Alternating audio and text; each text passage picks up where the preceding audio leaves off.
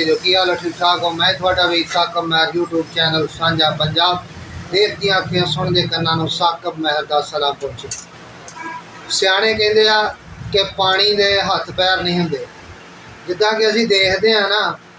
साडे मुल्क की जिहड़ी सियासत आ ना ये भी कोई हथ पैर नहीं है। हुण ये जिधर नूं मर्जी ना रबड़ की गेंद तो रबड़ तरह इनू खिंच दो उधर वादी तुरी जाती है। सज्जे नूं वधा लो खब्बे नूं वधा लो तो महंगाई इन्होंने इन्नी क कर दी है कि अखीर हो गई है। हर बंदा जोड़ा ना खास तौर पर जोड़ा मजदूर तबका वो इन्ना क परेशान है कि घर का उन्हें चूल्हा चलाना जोड़ा मुश्किल हो गया। इन्नी महंगाई हो चुकी है तो घर के अंदर नियाणियां दे ते बीबियां दे घरां दे अंदर ये हाल हो चुकिया कि वो घरां दे अंदर बच्चों के नाल लड़दियां ने तो बच्चे उन्होंने नाल लड़ते ने ना जदों तो उन्हें हार थक के बीवी ने बच्चों को पता की कहना बीबी ने आ लैन दे के तुहाडे प्यो कंजर नूं अज शाम नूं अज जां मैं रहूँगी तो जां तुसीं रहोगे अज लग जू पता। वो जो शाम नूं बेचारा बाहरों आउंदा थका टुटा वो अगे भरिया हुंदा वो भी पूरा वो जो आउंदा वा वो भी कुड़ी आ वो ही नियाणियां दे दुआले गल काहदी है भी जिन्हों भी तुसीं जे वड्डे नूं छेड़ोगे तो वही भरिया ते जे छोटे नूं छेड़ोगे वो भी भर गया। तो एक अगे महंगाई सी साडे मुल्क दे विच खैर नाल साडी हुकूमतां दे हाल ये ने कि उन्होंने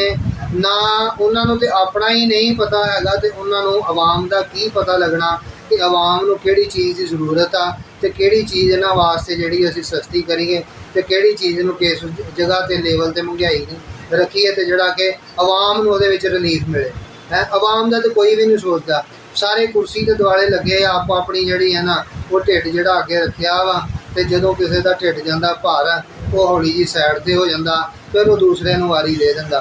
तो साढ़े घर के अंदर जो साड़ी हुकूमत इतों तक घर तक ही है ना असी किसी को जाके तो किसी को लड़ नहीं लेना ना किसी बंदे का गिरेबान फड़ लेना तो ना साढ़े इन्नी पहुँच ही है।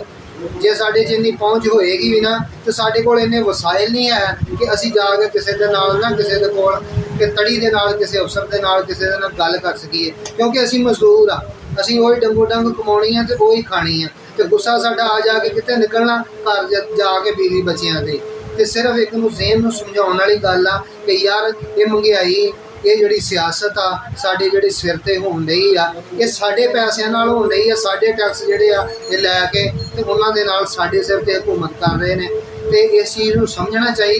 कि यार असी अपने इन्हां सियासी लीडरां दे मगर लग के या इस महंगाई की वजह तो ठीक आ परेशानी जरूर आ लेकिन सबर ते इस्तकामत जिहड़ी है ना अल्लाह पाक ने सानू दित्ती आ ओहदा कदी भी असी दामन ना छड्डीए सबर करिए हौसला करिए। अल्लाह पाक जिहड़ा कुरान पाक जे फरमांदा कि फाइन्ना माल उसरी युसरा कि जिहड़ा अपना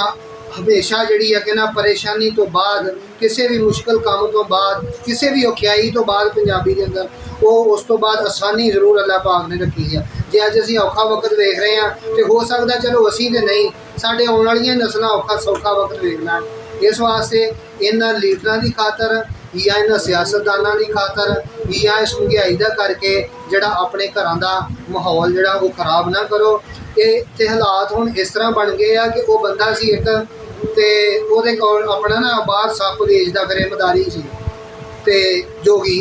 वो जोगी सप वेचदा फिरे ते उन्होंने ना किसी ने पूछा कि यार वड्डे सप का की रेट आ उन्हें कहा जी 500 रुपया। तो उन्हें फिर पूछा उन्हें कहा जी जो छोटा सप आ वह की रेट आ उन्हें कहा वह भी 500 रुपया। जो उन्हें कहा जी दोवां का 500 रुपया है की वजह है वो सप वड्डा वह भी 500 ये छोटा यदा भी 500। वो जोगी ने कहा भाई जी सप भावें वड्डा लै तो भावें छोटा लै रुपया 500 इस वास्ते रखा कि जहर दोवां विच बराबर है कद भावें छोटा वड्डा। तो लिहाजा हुण हालात ये बन गए आ एक उतों साडी गौरमेंट साडी हुकूमत उदां दी सी महंगाई हो गई एक गर्मी ने जिहड़ा इन्ने क वट कढ छड्डे आ कि हर बंदा बलिया पिया भावें वड्डे नूं छेड़ लो भावें छोटे नूं छेड़ लो जहर बराबर दी है चौरी। हुण जहर जिहड़ी है ना समझ लो सप तरह वड्डा तो भावें छोटा जहर बराबर दी निकल रही। तो घरां दे हालात इदां ने कि बीबियां जिहड़ियां ने घरां बच्चियां तो इन्नियां अक गईयां ने ते कि गर्मी उतों इन्नी आ ते ओह एक बंदा सी ना उन्हें 2 शादियां कर लियां पहली बीवी सी तो वह मर गई उहदे चों भी बच्चे सीगे 2। हुण गां उन्हें दूसरी शादी की जिहड़ी दूसरी बीवी की उहदे पिछों 2 बच्चे सी उहदी भी शादी होई सी 4 बच्चे हो गए 2 दे अपने पहली बीवी चों हो गए 2 जिहड़ी दूसरी बुढ़ी की उहदे चों हो गए ਜਦੋਂ ਉਹਨਾਂ ਦੋਵਾਂ ਦੀ ਸ਼ਾਦੀ ਹੋ ਗਈ, ਉਹਨਾਂ ਦੇ ਫਿਰ ਦੋਨਾਂ ਦੇ ਆਪਣੇ ਬੱਚੇ ਵੀ ਹੋ ਗਏ। ਉਹ ਘਰ ਦੇ ਅੰਦਰ ਸਮਝ ਲਓ ਕਿ 6-7 ਬੱਚੇ ਹੋ ਗਏ। ਉਹ ਹੁਣ ਜਦੋਂ ਉਹਨਾਂ ਨੇ ਲੜਿਆ ਘੁਲਿਆ ਕਰਨਾ, ਤੇ ਉਹ ਬੰਦੇ ਨੇ ਤੇ ਆ ਬਾਹਰ ਕੰਮਕਾਰ ਤੇ ਹੋਣਾ ਕਿਤੇ ਮਜ਼ਦੂਰੀ ਤੇ ਉਹ ਬੀਬੀ ਨੇ ਅੱਕ ਜਿਆ ਕਰਨਾ ਘਰ ਵੀ ਇਹ ਕੀ ਬਣ ਰਿਹਾ। ਅਖੀਰ ਇੱਕ ਦਿਨ ਇੰਨੀ ਅੱਕ ਗਈ ਨਾ ਕਿ ਆਪਣੇ ਬੰਦੇ ਨੂੰ ਨਾ फ़ोन करके कहती कि जी जानू जी, मेरे बच्चों ने और आपके बच्चों ने मिलकर हमारे बच्चों को मारा है।